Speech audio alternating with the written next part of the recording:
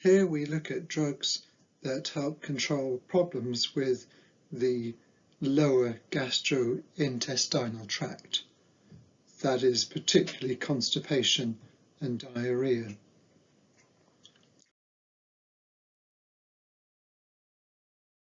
There are several ways in which you can approach the problems affecting this part of the digestive tract. First thing you can do is to try to make the food, or whatever you want to call that material in there, to make the food pass faster, and to do that you would use purgatives, or you might try to make the GI tract itself more motile, or you might conversely, if you're dealing with diarrhea, try to make the gastrointestinal tract move less, in which case you would apply a number of antidiarrheal drugs. Or lastly, you might want to lower the gastrointestinal smooth muscle tone with antispasmodic drugs.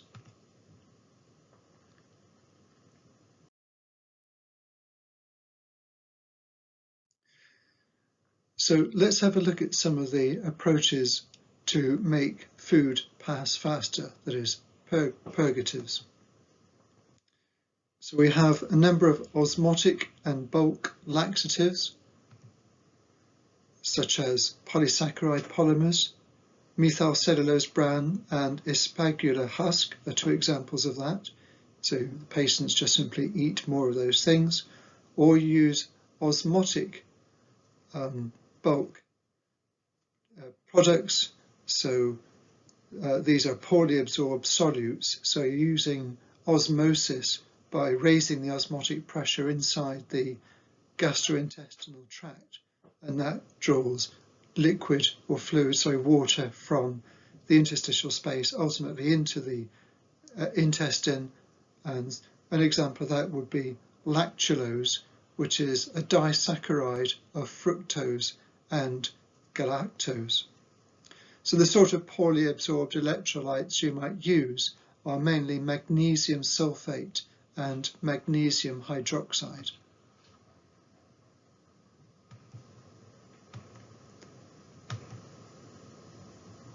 The other thing you can do is add docusate sodium or liquid paraffin or arachis oil. These are fecal softeners, so they soften the feces in the gastrointestinal tract and make it easier to pass on. Or there are stimulant laxatives. So these are drugs which stimulate the secretion of electrolytes and therefore of water, so bisacodyl.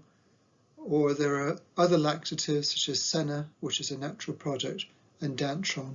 And what these do is, by stimulating the secretion of electrolytes into the gastrointestinal tract, into the lumen, water follows salt, and so that softens the contents.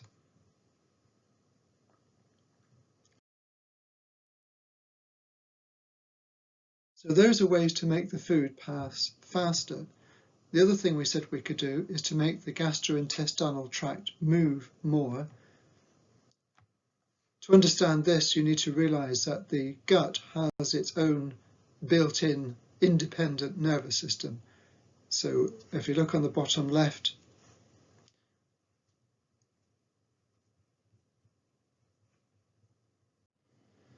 down here you can see we've represented this rather complex and quite mysterious set of neurons which are controlling gut motility. And there are lots of receptors here, such as 5-hydroxytryptamine is very richly expressed in this system, but there's also acetylcholine receptors, vasointestinal peptide receptors, so various peptide receptors, and nitric oxide. So it's a very complicated system. So there are many targets for trying to find drugs which make this whole system move more. So remember that this nervous system is independent, more or less. There are local circuits which control the movement of the intestine. They're regulated by the autonomic nervous system, but it does actually work autonomously as well. So, for example, most I think it's true to say that most of the serotonin, most of the 5-HT is actually in the digestive system, and so we can add precalipride, which is a 5-HT4 agonist, and that increases motility. And for example, another one is lubiprostone, which is a chloride channel activator, so that opens the chloride channel and that leads to more secretion. Naloxegol is an opioid antagonist, mu receptor antagonist, so it works a bit like naloxone, but the molecule has a part of it which stops it getting into the central nervous system, so it's not a dangerous drug in terms of addiction. So that's making the GI tract move more. The other thing we can do for diarrhea is to try and make it move less, or to lower its smooth muscle tone. So remembering what we just said, that the GI tract has its own nervous system, it includes opioid receptors and ACH receptors. So we can add opioids or antagonists of muscarinic acetylcholine receptors. Now, this isn't actually used much for diarrhea because of the side effects, such as dry mouth and other disturbances.